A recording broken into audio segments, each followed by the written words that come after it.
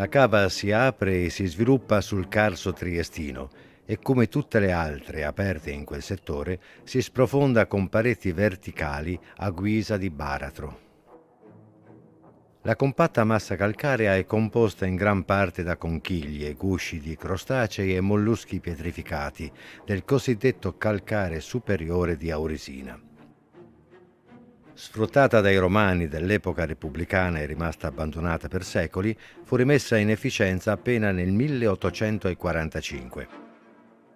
Giovò al rinnovamento edilizio nell'epoca d'oro dell'impero austro-ungarico per la costruzione in forma monumentale di grandi edifici di Vienna, Budapest, Praga, Graz, eccetera. A Trieste è da ricordare soprattutto l'arco romano di Riccardo e il castello di Miramare.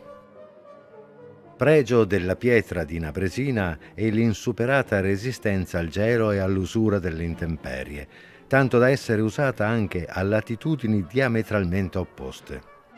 Viene infatti esportata in Canada come in Sudafrica, in Finlandia come nel Medio ed Estremo Oriente.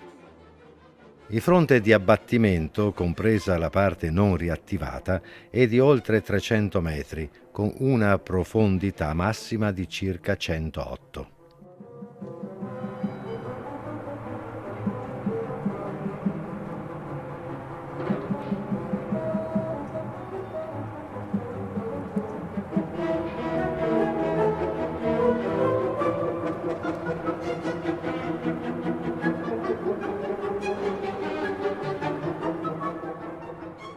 Delle speciali seghe, dette a filo, provvedono a staccare dalla bianca parete, con un lavoro che si prolunga per delle ore, enormi blocchi che a volte raggiungono lo spessore di parecchi metri. In questa cava, avendo come caratteristica principale la compattezza e l'omogeneità della roccia, si possono tagliare massi pregiati per l'assenza della minima incrinatura. A questo proposito vale ricordare il monolito che da secoli fa da volta alla tomba di Teodorico alle porte di Ravenna. Dalla stessa cava provengono le pietre che servirono a costruire Aquileia nel 181 a.C. e alla sua ricostruzione nel 557 d.C. in seguito alle devastazioni compiute dalle orde di Attila. Per mezzo di solidi carrelli e gru di notevoli portate, i massi vengono trasferiti dalla cava al piazzale di smistamento, dove vengono separati per qualità e caratteristiche e infine preparati per le successive operazioni.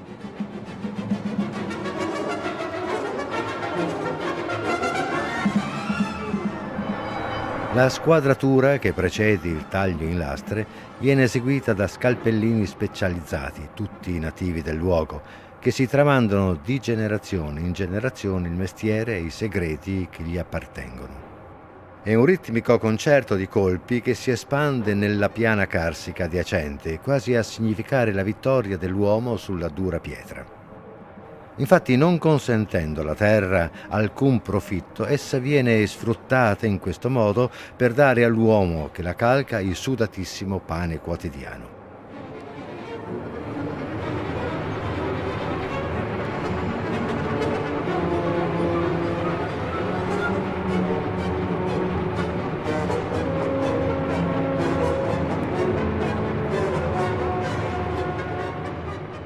L'ultimo taglio dei blocchi viene effettuato da una catena di seghe a lama multipla che lo riducono in lastre dello spessore di qualche centimetro. Il moto alternato delle lame mette in movimento una particolare sabbia silicea durissima, proveniente esclusivamente da Viareggio. Per effetto dell'attrito provocato dallo sfregamento, seziona i blocchi con un logorio lento e continuo che si prolunga per circa 8 giorni consecutivi. L'acqua del fiume Timavo, scorrendo in continuità sulle lame, provoca il raffreddamento delle stesse e della sabbia.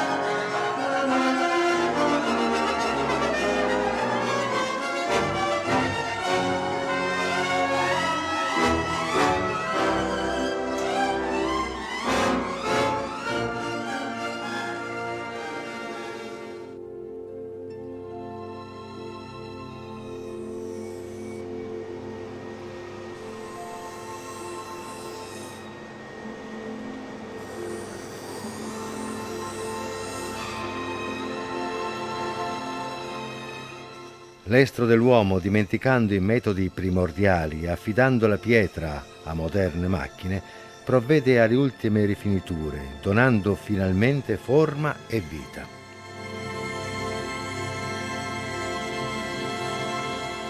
Ora la pietra è pronta ad essere muta testimone nei secoli della fatica e dell'ingegno dell'uomo.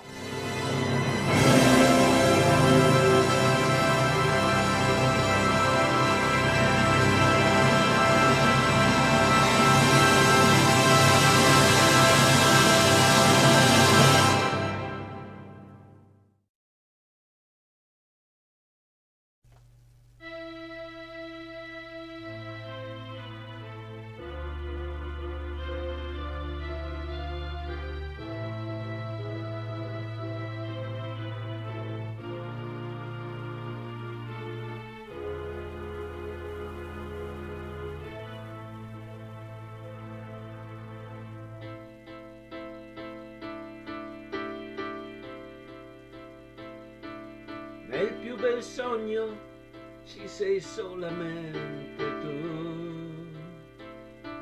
Sei come un'ombra che non tornerà mai più. Tristi son le rondini nel cielo mentre vanno verso il mare. È la storia di un amore.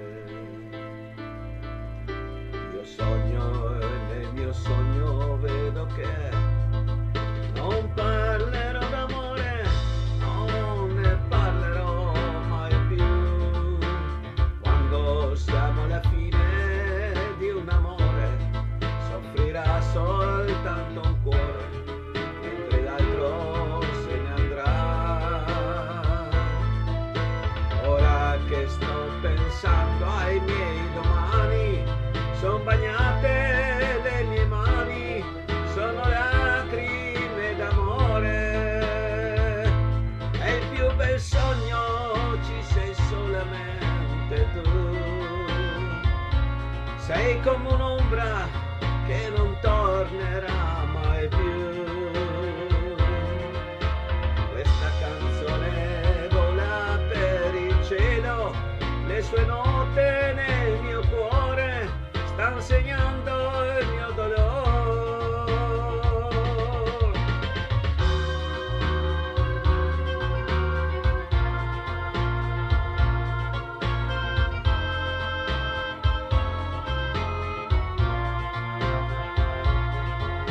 Ora che sto pensando ai miei domani, son bagnate le mie mani, sono lacrime d'amore. Questa canzone vola per il cielo, le sue note nel mio cuore stanno segnando il mio dolore.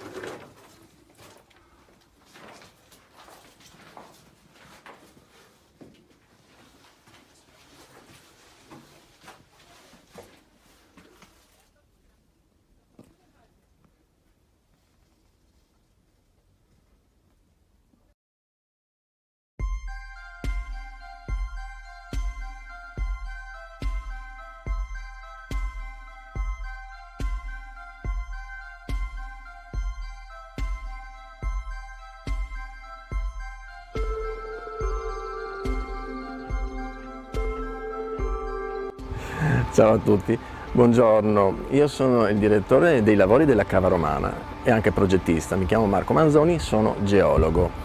Da questo sito parte per vari posti del mondo la pietra di Aurisina. Pietra di Aurisina ancora richiestissima come centinaia di anni fa, tutt'oggi, con destinazioni da varie parti del mondo. Parliamo di Seoul, come di Sydney, come della Cina, progetti sia pubblici che progetti privati. Cosa si intende progetti? Va via la pietra da qui sotto forma di blocchi e poi viene lavorata in vari posti del mondo, vengono realizzate lastre sia per esterni, quindi pavimentazioni esterne. Qui il grande valore della pietra di Aurisina è la resistenza e l'antigevilività, quindi resiste al gelo, resiste alle intemperie e diciamo è l'oro di Aurisina. L'oro di Aurisina va via da qui.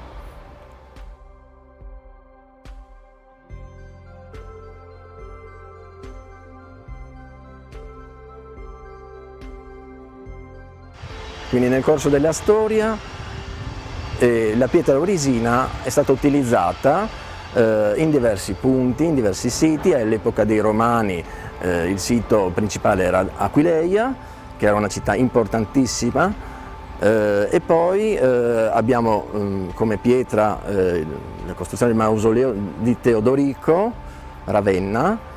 Poi nell'epoca medievale c'è stato uno stop e poi una ripresa all'epoca della dominazione austriaca. Dominazione austriaca, quindi costruzione di palazzi a Vienna, Budapest, in tante aree dell'impero austro-ungarico. E poi abbiamo come costruzioni importanti realizzate con la pietra di Aurisina la stazione di Milano, sicuramente, e in giro per il mondo abbiamo varie costruzioni realizzate in pietra di Aurisina a New York, come in Egitto, come in altre aree del mondo. Attualmente appunto la richiesta è ancora notevole e non dimentichiamo che anche il palazzo della Camera di Commercio è stato realizzato con la pietra di Aurisina.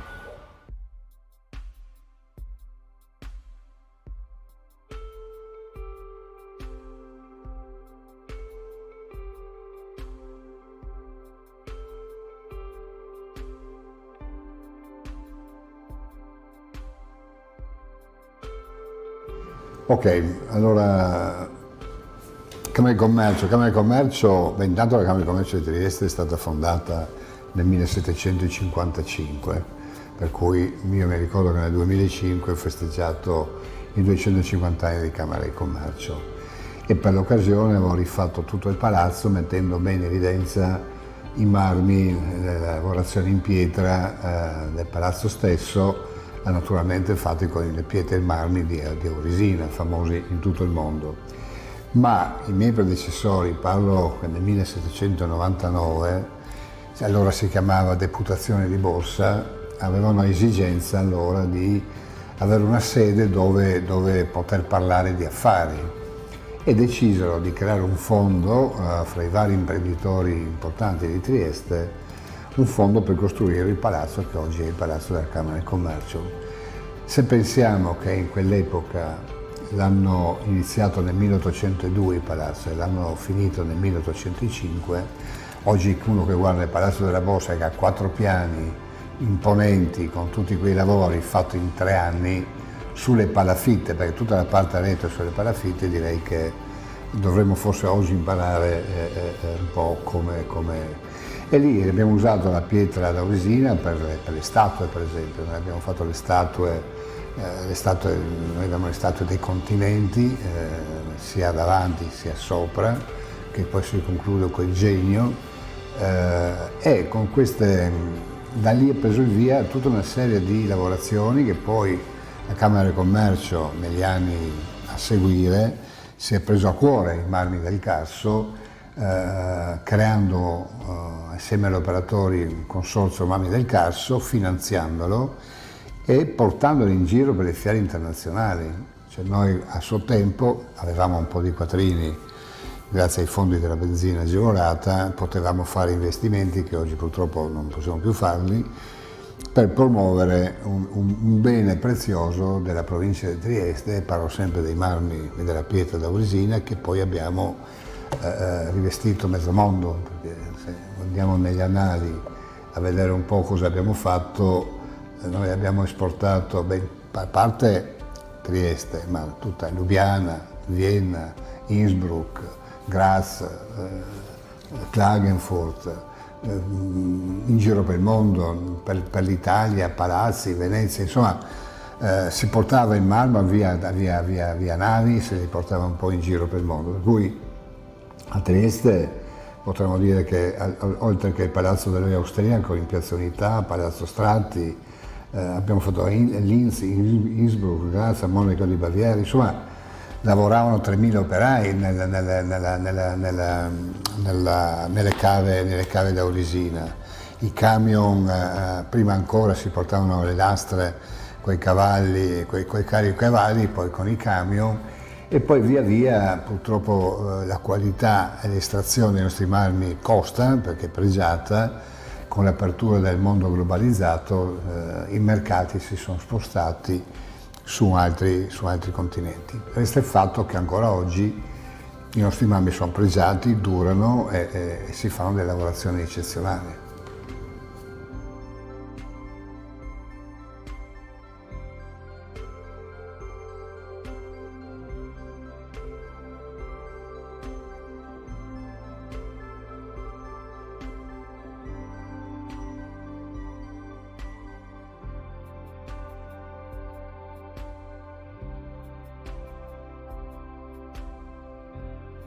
Nel 1985 la Camera di Commercio editava un bellissimo volume proprio sui marmi del Carso, le sue applicazioni, e era come i marmisti e i cavisti delle stesse cave, per cui era un volume molto, come dire, importante anche per la sua, come era fatto in carta patinata, insomma, doveva presentare un biglietto da visita per le cave d'Auresina che volevano promuoversi in giro per il mondo e vendere i loro marmi. Per cui noi avevamo fatto questo lavoro in cui hanno partecipato autori importanti, e ancora oggi questi volumi girano nelle varie attività e forse la Camera ne avrà nel suo archivio sicuramente uno ancora.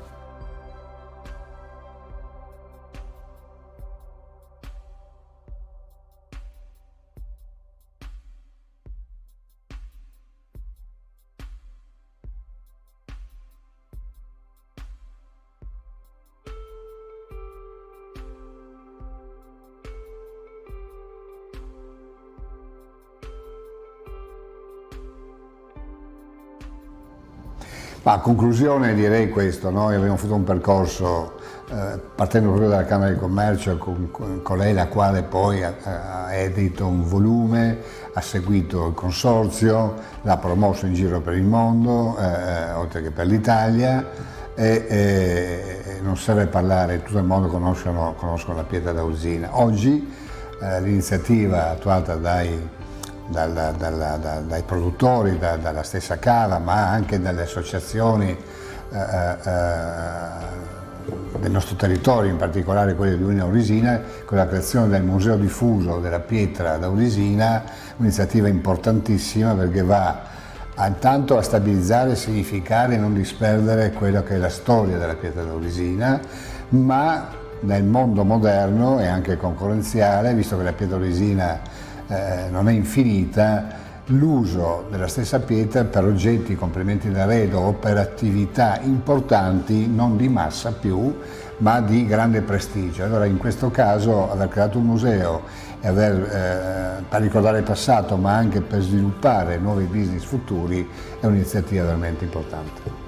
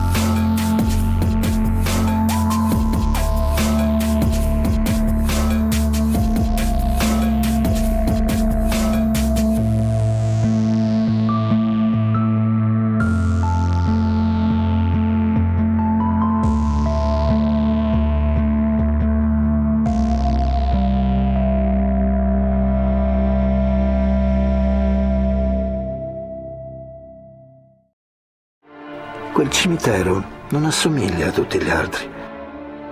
Là non alberi, non fiori, non viali coperti di ghiaia, ma l'aspetto brullo e sassoso del Casso, con sterpi e ciuffi d'erba scolorata, qualche rado arbusto, i tumuli allineati tutto intorno in vari gironi della morte, fino alla sommità.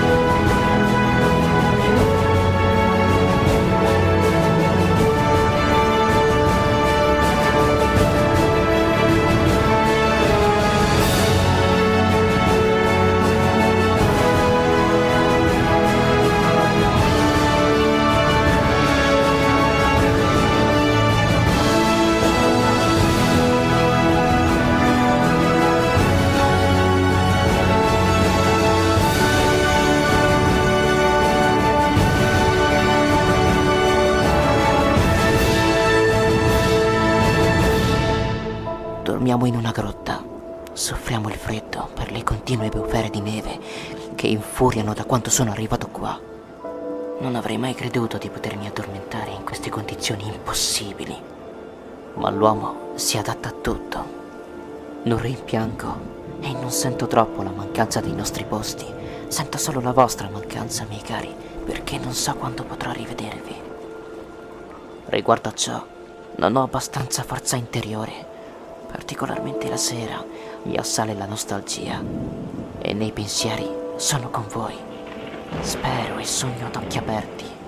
Sono sensazioni profonde e dolorose, ma poi i sogni si dissipano.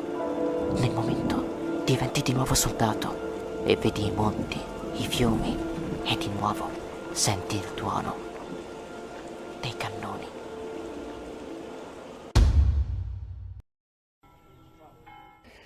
Vice governatore Riccardi, siamo a Fossalon dove c'è questo radar meteo della protezione civile del Friuli Venezia Giulia, un'innovazione importante per la protezione dei cittadini.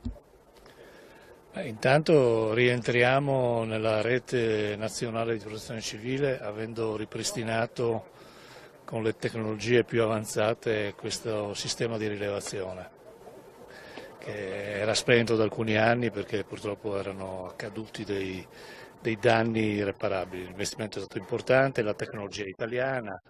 Io voglio ringraziare tutti i tecnici del nostro sistema di protezione civile che sono riusciti a raggiungere questo risultato, e naturalmente questo è uno strumento che ci aiuta a conoscere meglio gli eventi meteorologici, che sono sempre più frequenti e sempre maggiormente invasivi. Questo ci consente di conoscere le condizioni meteorologiche e di conseguenza garantire un sistema di maggiore sicurezza. Zamberletti ci ha insegnato che bisognava cercare di conoscere le cose prima rispetto alle cose che succedono dopo. Noi dobbiamo essere organizzati naturalmente per ripristinare le cose che succedono dopo, ma quello che è importante è lavorare sulla prevenzione. Questo è uno strumento straordinario che non ha pari dal punto di vista dell'innovazione tecnologica, e noi lo mettiamo naturalmente a beneficio di quello che è la rete nazionale per governare quest'area di questo territorio così importante, a cavallo anche tra due confini internazionali. Una copertura transfrontaliera che presuppone forse anche collaborazioni che ci sono già fra le protezioni civili di Slovenia e Austria. Sicuramente anche un sostegno comunitario in termini di risorse, quindi sicuramente questo è un'ulteriore tecnologia della quale il nostro sistema di protezione civile potrà vantarsi utilizzandolo nel corso del tempo che avremo davanti, sperando che non ci siano problemi, però purtroppo vediamo che le precipitazioni, tutte queste cose stanno aumentando. Sono cose molto brevi, sono molto più violente, e oltre a questo stiamo lavorando anche a questo sistema dove le zone interessate da particolari eventi, scaricando un'app, potranno consentire al cittadino di conoscere relativamente ad un periodo breve prima quello che sta accadendo, per avere anche dei comportamenti che si possono relazionare ai fenomeni che si possono presentare.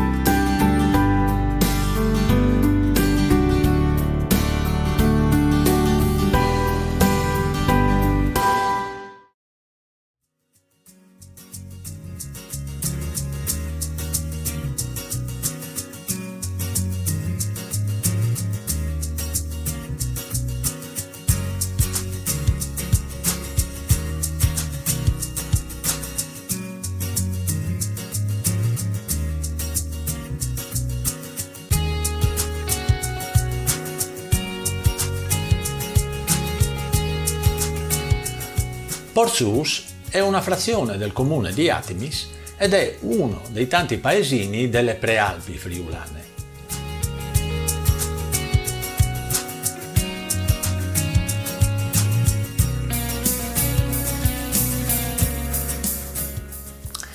Le malghe di Portsous sono conosciute a livello nazionale per il famoso eccidio dei partigiani della Brigata Osopo che è avvenuto nel febbraio del 1945.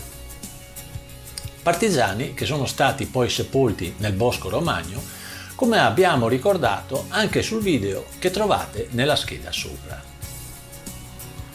È conosciuto però anche per un evento mistico avvenuto nel settembre del 1855. Si tratta della nota apparizione della Madonna alla piccola Teresa d'Us, una bambina del paese che non aveva ancora compiuto 10 anni.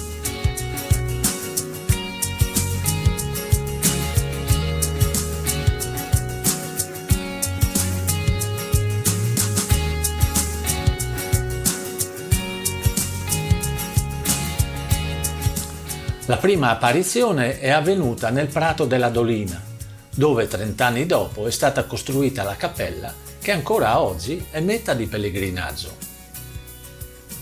Le successive apparizioni invece sono avvenute nella chiesa del paese.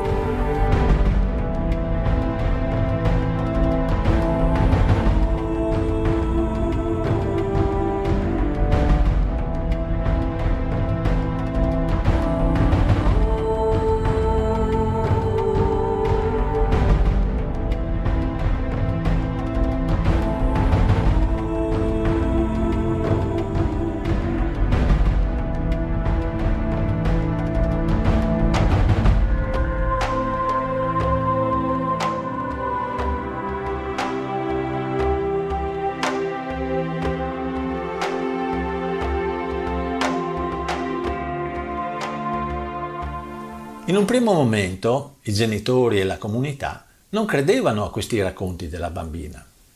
A seguito dell'apparizione, però, sulla mano sinistra di Teresa è apparso un segno che lei ha detto essergli stato impresso dalla Madonna stessa.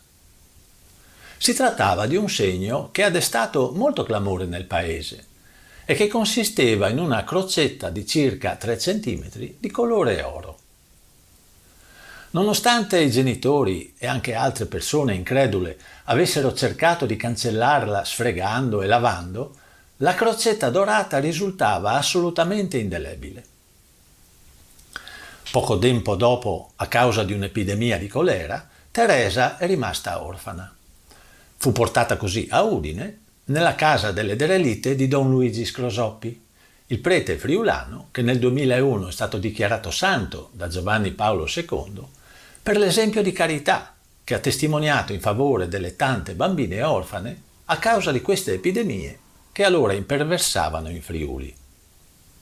Qui la giovane, nonostante i problemi di salute, nel 1867 inizia il noviziato e diventa una suora della Provvidenza con il nome di Suor Maria Osanna.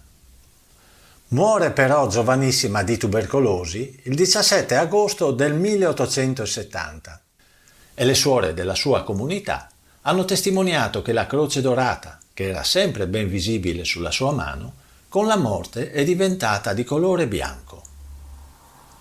Chi volesse approfondire questo avvenimento lo può fare documentandosi su internet o leggendo uno dei vari libri che trattano di questa apparizione.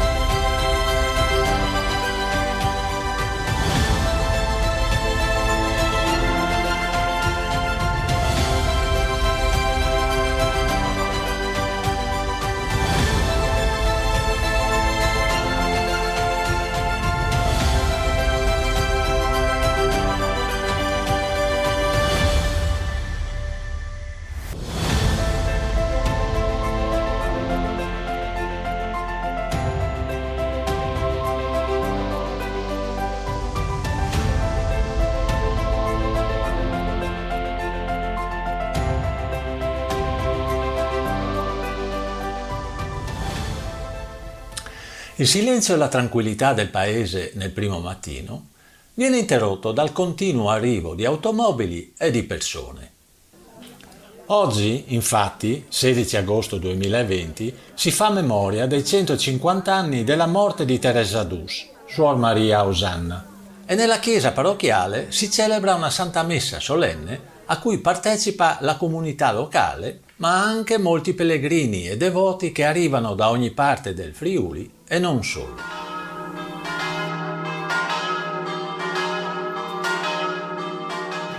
Il Vangelo di questa domenica che il diacono ci ha appena letto.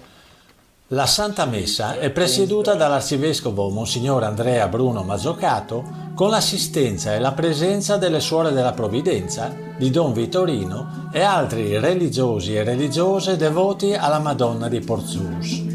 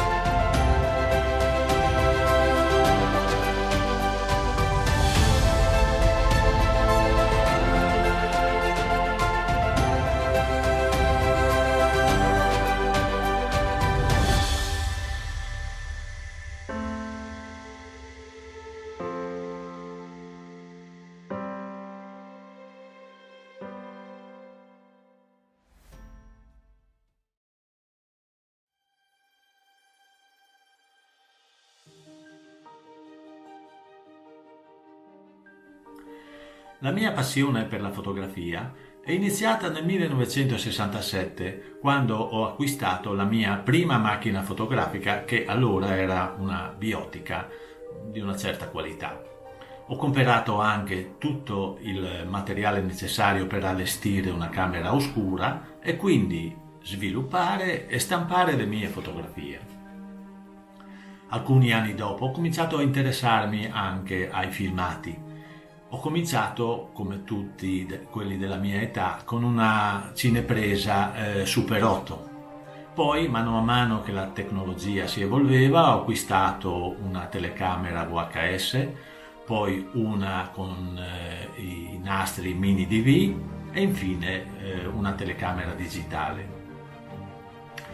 Nel 2016 però ho deciso di mettere tutto nel cassetto e di continuare questa mia passione utilizzando esclusivamente il mio iPhone, e ultimamente ho comprato anche un Osmo Pocket e un drone della DJI, il famoso Mavic Mini.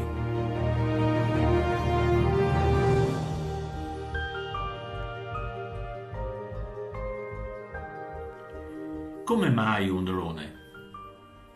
Alcuni anni fa ho visto i primi filmati fatti in Friuli con il drone da Fabio Papalettera e sono rimasto molto colpito dalla qualità del suo lavoro. Oggi quindi voglio presentarvi l'ultimo video che ha fatto e che mostra in modo magistrale, secondo me, il sorvolo sugli angoli più belli del Friuli. Uno degli obiettivi che mi pongo con il mio canale è andare di persona in questi luoghi e vederli assieme a voi più nel dettaglio, e quindi in volo ma anche a terra. Ora però vi consiglio di guardare il video che vi indico in basso a destra, e se non siete iscritti al mio canale lo potete fare cliccando qui sopra.